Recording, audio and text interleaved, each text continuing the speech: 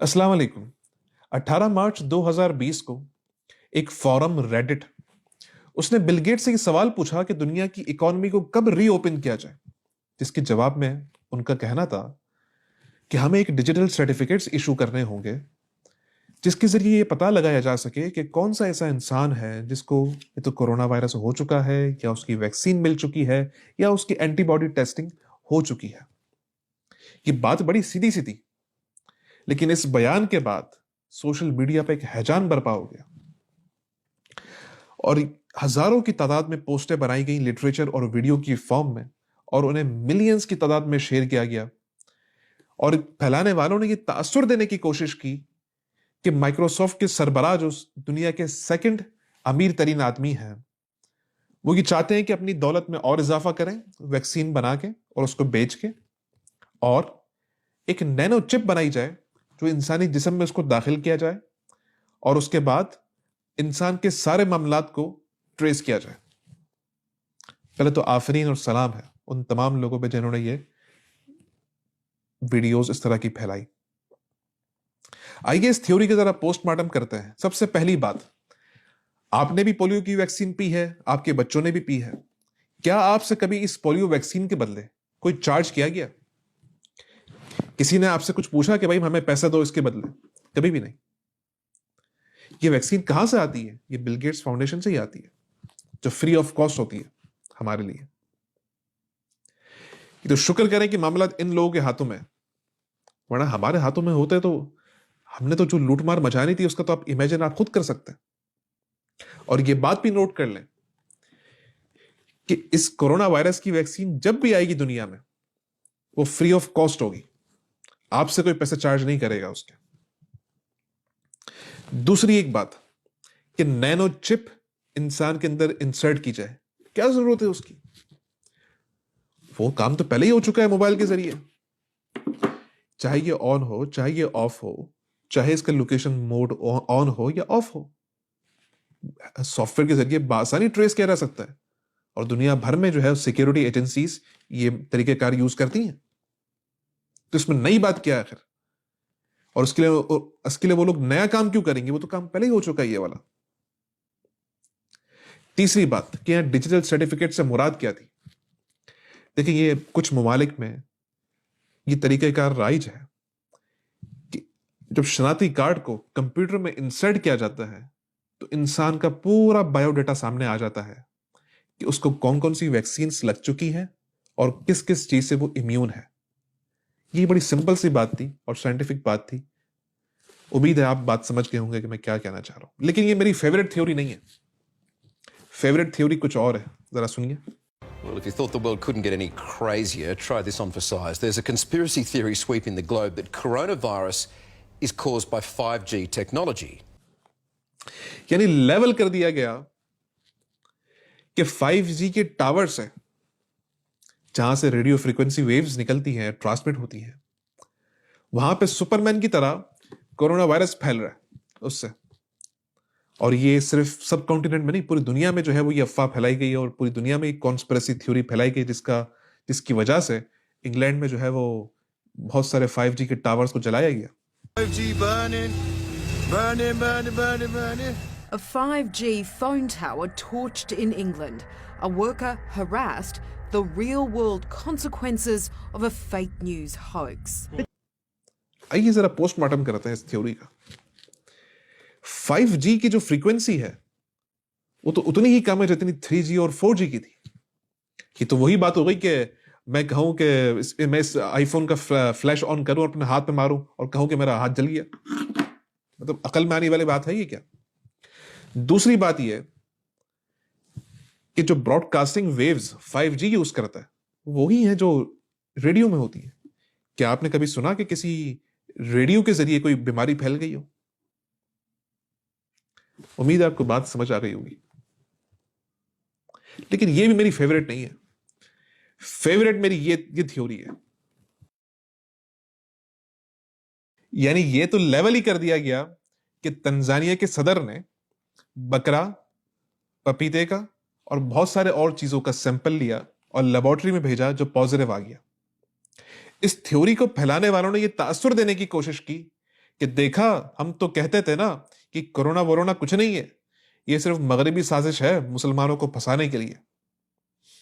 Conspiracy theories का मसला ये है कि उसे फैलाने के लिए, उस पे बिलीव करने के लिए अकल की जरूरत नहीं होती। अगर इंसान थोड़ी सी तहकीकात कर लेता तो बात बड़ी क्लियर हो जानी थी। पिछले 2 हफ्तों में तंजानिया में 3 अराकीन पार्लियामेंट मर चुके हैं कोरोना वायरस की वजह से। वहां की अपोजिशन ने वहां की पार्लियामेंट में आने से मना कर दिया है इस डर से कि हमें कहीं कोरोना ना लग जाए। दूसरी बात, अगर आप वो न्यूज पढ़ें पूरी, उसमें ना इस बात का मेंशन है कि क्या डेटा मौजूद था, कितना किस किस चीजों का सैंपल दिया गया, अगर वो टेस्टिंग जो किट्स हैं वो कहां से आई थी, बाकी जो लोगों के टेस्ट किए गए उनमें क्या साइन एंड सिम्टम्स मौजूद थे, क्या नहीं थे। और दूसरी बात यह कि तंजानिया में अगर सिचुएशन यही है तो वो तो धड़ाधड़ मेडिसिन इंपोर्ट कर रहा है कोरोना वायरस की, वो क्यों कर रहा है फिर?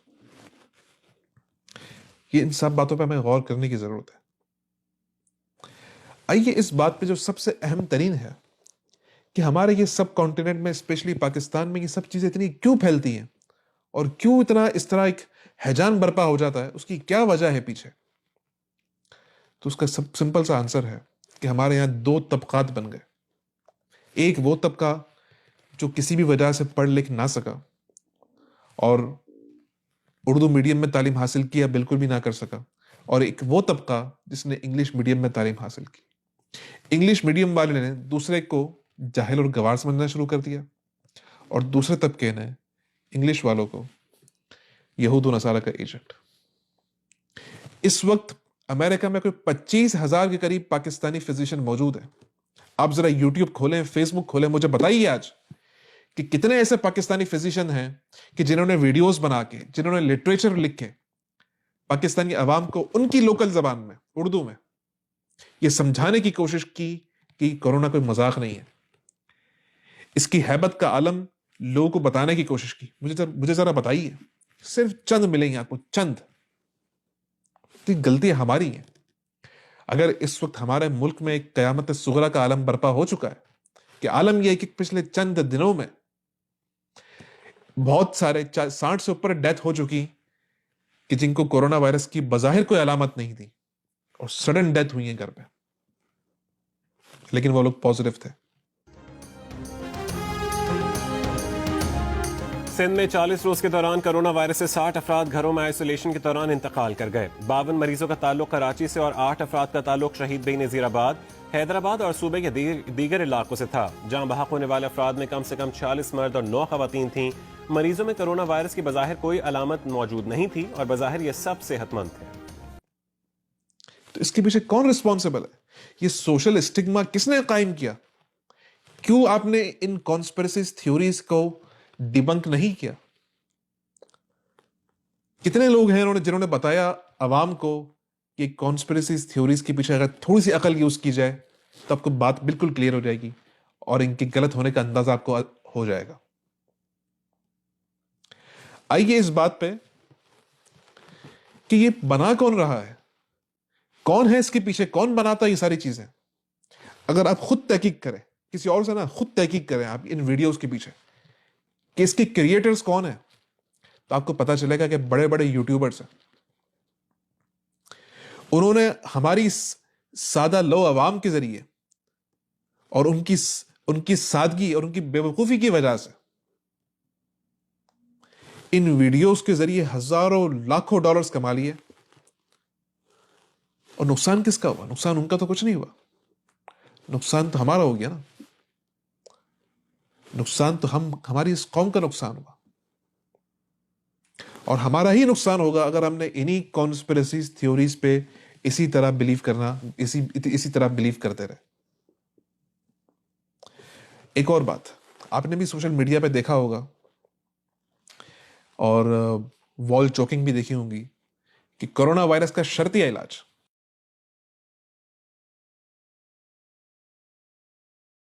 तो लालिया ये बिल्कुल बिगड़ा हुआ जुकाम है और मैं इसको चैलेंज करता हूँ। अच्छा लालिया, पोस्ट अफीम की 2 दाने डोडे के 2 दाने कावे में डालो और पियो।